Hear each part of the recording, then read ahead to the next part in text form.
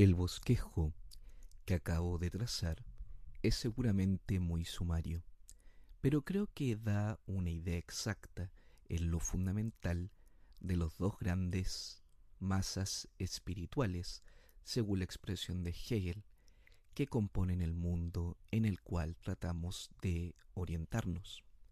Y todo marcharía del mejor modo en el mejor de los mundos si algunos fenómenos extraños no se produjeran cuando acercamos esas dos masas una a la otra, cuando consideramos la ciencia y la libertad juntas. Tomemos una cuestión muy debatida hoy, las manipulaciones genéticas. Según una sensación muy extendida, la sociedad, la democracia, está habilitada sino para prohibir pura y simplemente, al menos para reglamentar estas manipulaciones. Así afirmaríamos nuestra libertad colectiva. Al mismo tiempo, y a veces entre las mismas personas, está la sensación, no menos extendida, de que esta legislación no serviría para nada, que no se debe poner trabas a la ciencia y que además no hay derecho de poner trabas a la ciencia. De hecho, si la situación jurídica en los diferentes países es aceptablemente confusa, parece que en la práctica la investigación genética resulta cada vez más libre. En suma, nuestra ciencia parece más fuerte que nuestra libertad, indiscutiblemente más fuerte. Pero entonces, ¿en qué se convierte nuestra libertad? ¿Se puede seguir hablando de nuestra libertad, de nuestra soberanía, cuando nuestro verdadero y legítimo soberano es la ciencia? Además, desde hace tiempo, esa es la tesis de algunos filósofos, como Heidegger, estamos bajo el imperio de la ciencia. Ese es nuestro destino y por lo tanto la libertad que tanto nos envanece es ilusoria. Por otro lado, parece que lo contrario también es cierto. La libertad puede ser más fuerte que la ciencia. Ningún gobierno democrático pretendería cimentar su legitimidad en la ciencia, en el conocimiento que nos brinda la ciencia sobre la historia o la naturaleza humana. Basarse en una ciencia semejante era la pretensión de los regímenes totalitarios. El comunismo pretendía llevar a la práctica el conocimiento científico elaborado por Marx de las leyes de la historia. Esta ciencia de la historia llamado materialismo histórico. El nazismo, por su lado, pretendía llevar a la práctica el conocimiento científico de las leyes de la naturaleza, en particular las que rigen en la desigualdad de las razas. Los crímenes cometidos durante el siglo XIX en nombre de las leyes de la historia o de la naturaleza sin duda bastarían para alejar a todo gobierno democrático de la tentación de fundar su accionar sobre la ciencia. Pero a este motivo se agrega otro más fundamental. Para nosotros, ciudadanos de democracias, y en este punto, quienes nos gobiernan, son tan ciudadanos como nosotros. No hay una ciencia de lo que es bueno para nosotros, bueno para el hombre. A cada instante y con total libertad descubrimos o inventamos por nuestra propia cuenta lo que es bueno para nosotros como individuos o como colectividad. Lo que es bueno para nosotros no pertenece al dominio de la ciencia, sino al de los valores. Y estos valores los elegimos. Algunos incluso dicen que los creamos libremente. En ese sentido, para nosotros, la libertad es más fuerte que la ciencia. Con respecto a estos dos ejemplos, vemos que la ciencia intimida la libertad, la reduce al silencio, en idéntica medida que la libertad, según una lógica retributiva, intimida la ciencia, ordenándole que se calle. Así, nos tienta a decirlo, al igual que los hombres de la Edad Media, que debían orientarse en un mundo a la vez organizado y desorganizado por la confrontación de los dos grandes poderes del papado y del imperio. Nosotros, ciudadanos de las democracias modernas, debemos orientarnos en un mundo a la vez organizado y desorganizado por la confrontación de las dos grandes autoridades, de la ciencia y de la libertad. Hace un instante eludía la distinción e incluso la separación que nos es familiar entre el mundo de la ciencia y el de los valores. Esta separación nos resulta evidente. Al mismo tiempo vimos que no es efectiva, pues la ciencia manda sobre la libertad, tanto como la libertad sobre la ciencia. Por ende, esta separación es menos una evidencia que un deseo. Querríamos resolver los conflictos reales o potenciales entre las dos autoridades por la separación de los combatientes. Este deseo surgió en principio cuando las dos autoridades se afirmaron con toda su fuerza, es decir, a fines del siglo XIX.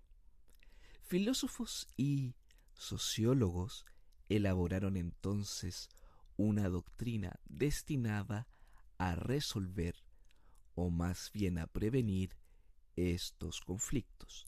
Esta doctrina sigue siendo la nuestra.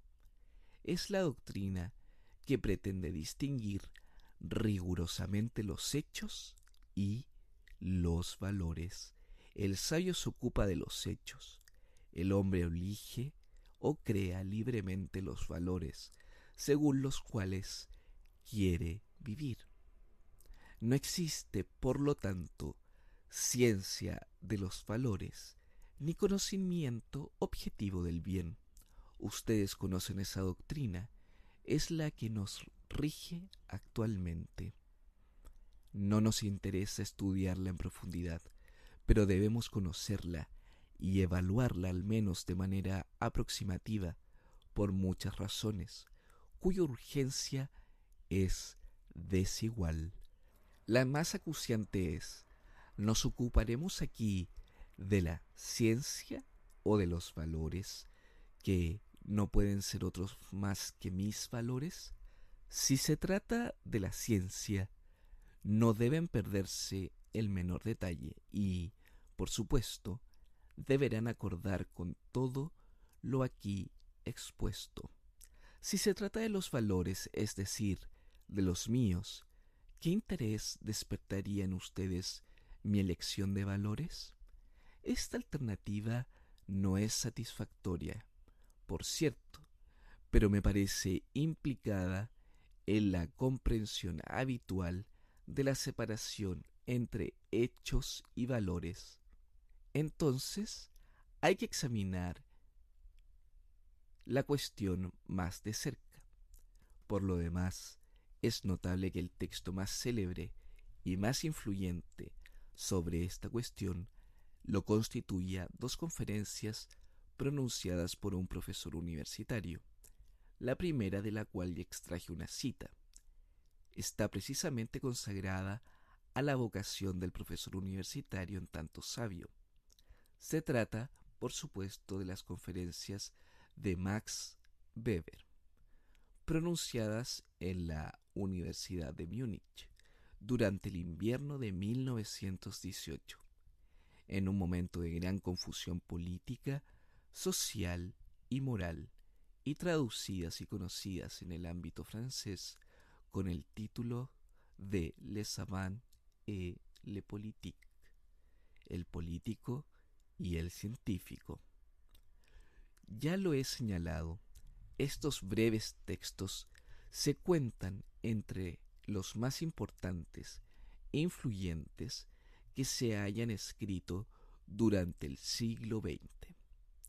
Les propondré un breve análisis de la primera conferencia, la más importante por lejos, para nuestro propósito, aquella que se ocupa del oficio y la vocación del académico.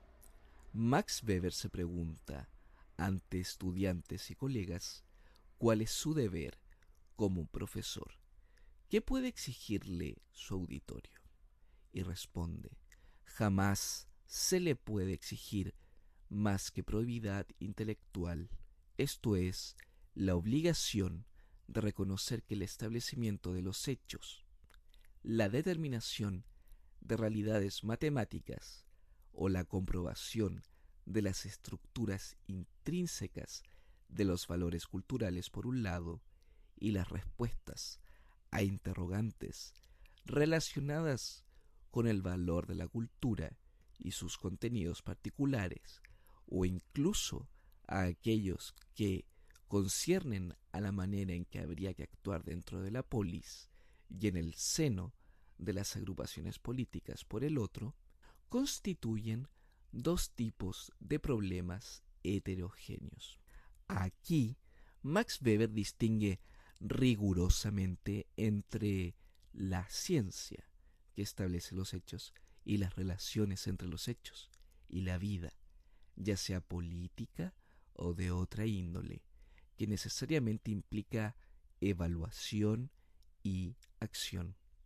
Ya lo he señalado, esta idea no solo nos es familiar y por así decirlo evidente, sino que constituye de cierta manera nuestra doctrina oficial.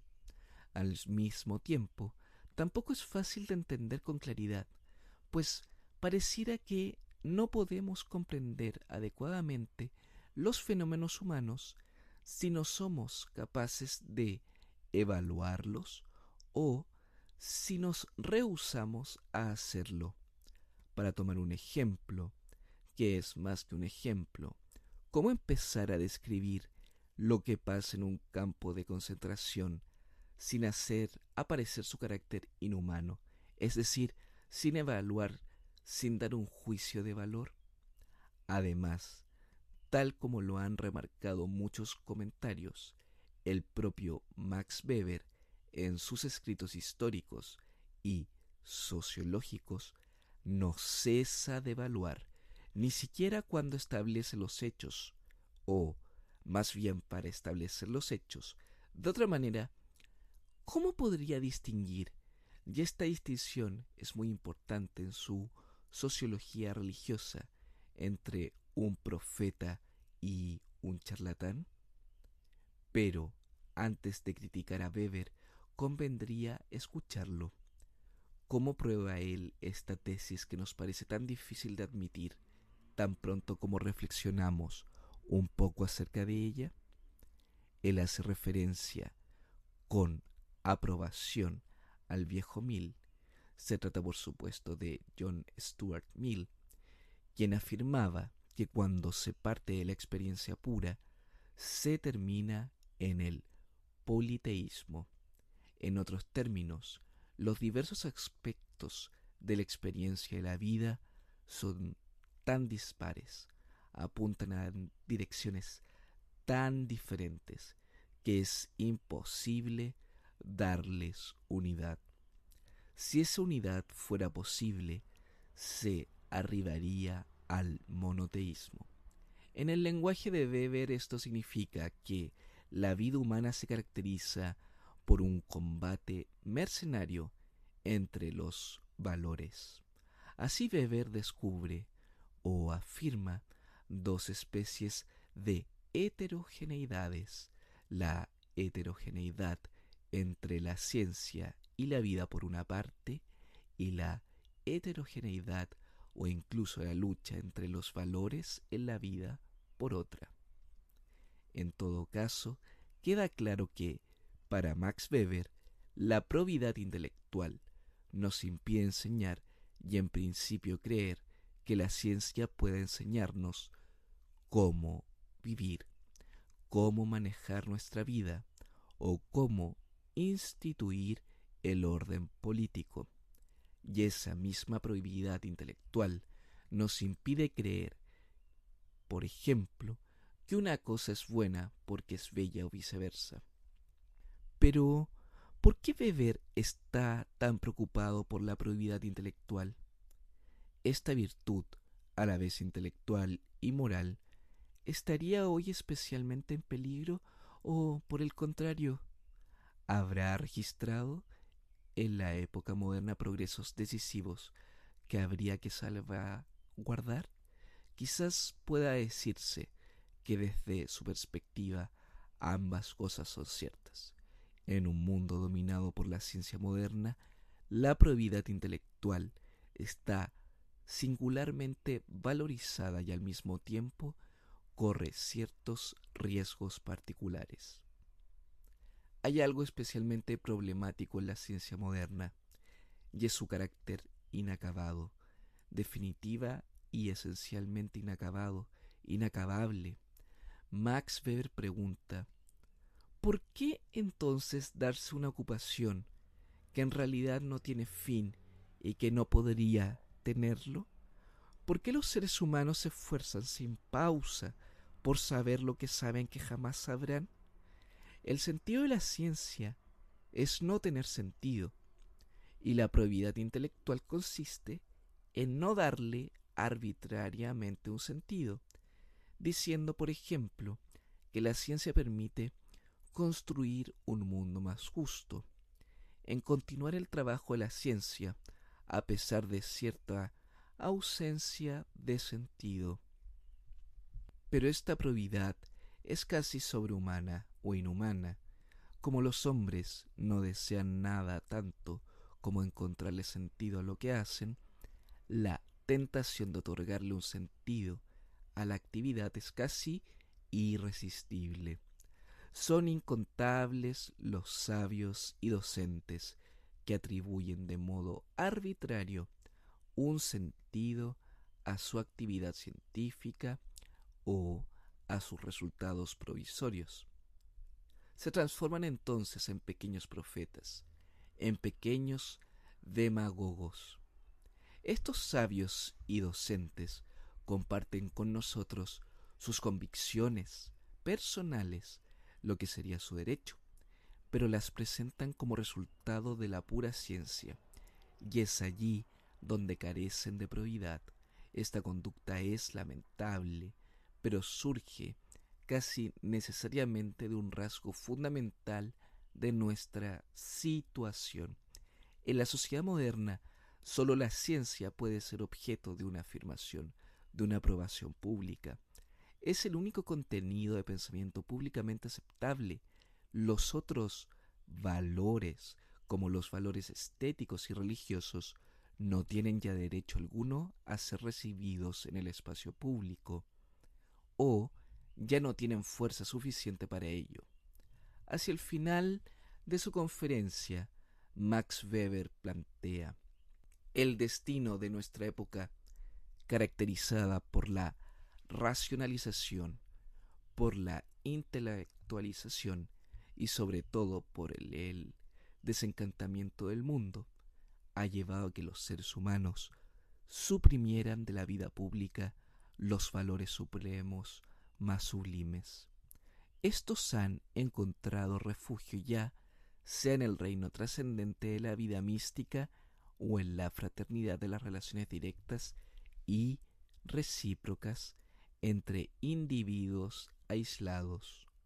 No hay nada de fortuito en que el arte más eminente de nuestro tiempo sea íntimo y no monumental, ni tampoco en que nuestros días se encuentre únicamente en los pequeños círculos comunitarios, en el contacto de los hombres con los hombres, en el pianísimo, algo que podría corresponder al neuma profético que en otros tiempos involucraba a las grandes comunidades y las soldaba como conjunto.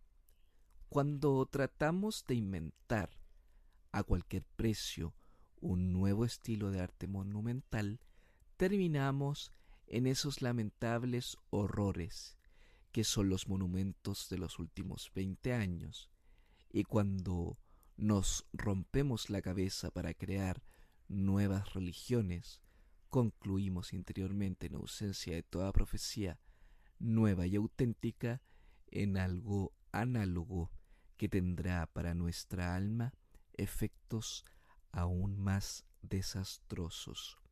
Las profecías que caen desde las cátedras universitarias no tienen, en última instancia, otro resultado que el de formar sectas de fanáticos, pero jamás verdaderas comunidades.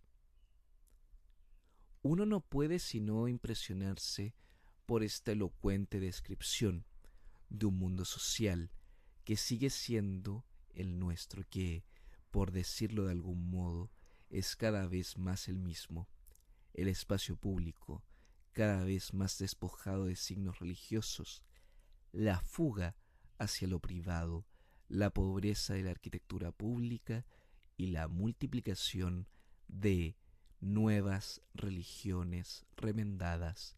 Todos estos fenómenos no hacen más que intensificarse, asociados con el poder día a día creciente de la ciencia para modelar todos los aspectos de nuestra vida, incluidos los más íntimos.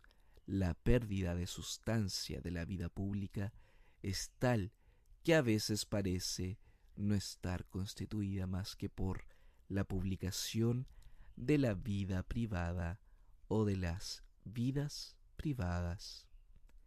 En el pasaje que acabo de leer, Max Weber deplora las consecuencias prácticas de la separación a la cual exhortaba en un principio, que es deber de probidad intelectual respetar. En efecto, ¿por qué la vida es cada vez más privada? Sino porque lo público está cada vez más dominado por una ciencia que nada tiene que decir sobre la vida. Es justamente la integridad de esta ciencia lo que Weber quiere respetar. En todo caso, uno de los grandes méritos de Weber para nuestro desarrollo es precisamente que subraya con vigor incomparable un aspecto fundamental de nuestra sociedad, que trataré sistemáticamente muy pronto. Está fundada sobre separaciones. Es una cierta organización de separaciones. Según su opinión, la separación mayor es entre ciencia y vida, entre la ciencia, que no tiene sentido para el hombre, que no le dice cómo vivir, y la vida que carece de unidad, que está atravesada y, por así decirlo, definida por conflictos de valores, por la guerra de los dioses, y en la cual cada uno debe elegir, sin garantía racional, entre su dios o su demonio. Esta separación entre ciencia y vida se articula fuertemente sobre la separación entre lo público y lo privado, constitutiva del orden político. La ciencia rige lo público y es el único valor aceptado en el espacio público. La verdadera vida hay que buscarla en el espacio privado. La verdadera vida es la vida privada. Así estamos extrañamente divididos. Tenemos fe en la ciencia, la convertimos en soberana del espacio público, es decir, atamos conjuntamente las dos ideas más fuertes del espíritu humano, la de la verdad y la de la cosa pública, y al mismo tiempo decidimos vivir, por así decirlo, al margen y en otra parte, fuera de lo público en lo privado, fuera de la ciencia en los valores. En el mismo momento en que percibimos la extrañeza y casi lo absurdo de nuestra actitud, en ese recorrido comprendemos súbitamente su sentido. En el primer momento, cuando ligamos ciencia y espacio público, ciencia y Estado, si se prefiere, creamos el marco y las condiciones de nuestra vida. En el segundo momento nos proponemos, sin más, vivir ejerciendo nuestra libertad. Las separaciones que señala Weber como aquellas que consideramos enseguida tienen sus raíces en ese doble momento, en esa dualidad de momentos, el hombre moderno, el hombre democrático, quiere en principio crear en el marco de su vida el marco más neutro, incluso el más vacío, a fin de poder luego vivir mucho más libremente. Afirma la ciencia para poder afirmar mejor la libertad y, por supuesto, no puede afirmar cada una más que afirmando su separación. Acabo de decir que el hombre democrático quiere en principio crear el marco de su vida a fin de poder luego vivir más libremente. Es una proposición que parece muy inofensiva y que, en su llaneza, no responde, desde luego, a la idea que ustedes se hacen de la filosofía política. En realidad, resume un extraordinario cambio en las perspectivas de la humanidad para comprender la inmensidad de esta innovación histórica que define la democracia moderna. Basta pensar por un instante en la perspectiva de la vida de nuestros antepasados antes de la democracia. Ignoraban por completo esta división, esta separación en dos momentos. Para ellos, vivir era obedecer a la ley. Por supuesto, había muchas clases de leyes: ley religiosa, ley política, ley familiar. Y esas distintas leyes podían entrar en conflicto, pero se sabía que la vida consistía principalmente en la obediencia a la ley. Nosotros no queremos obedecer a la ley, queremos ser libres. Para ser libres, debemos crear las condiciones de la libertad. La ciencia y el Estado nos permite crear esas condiciones, y el espacio público está cada vez más vacío porque somos cada vez más libres.